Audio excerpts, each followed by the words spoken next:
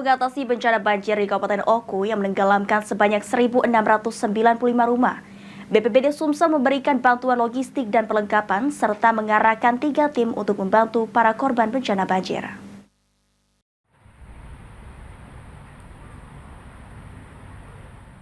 Sebanyak 1.695 rumah di 2 kecamatan Kabupaten Oku terendam banjir akibat curah hujan tinggi dan luapan air Sungai Ogan.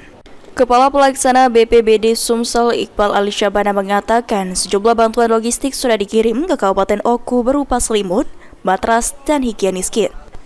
BPBD Sumsel telah mengerahkan 3 tim, masing-masing tim meliputi 4 orang ke lokasi bencana alam guna mengevakuasi warga dengan dilengkapi perahu karet dan pelampung.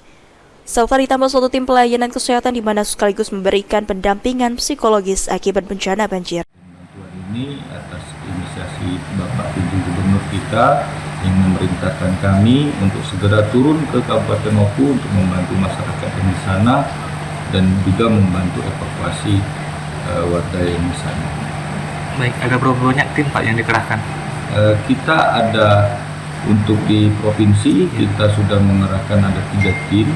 Kita juga membawa peralatan perahu dari Palembang, perahu karet yang untuk membantu korban melakukan evakuasi dan juga teman-teman dari BPBD Oku dan juga stakeholder terkait.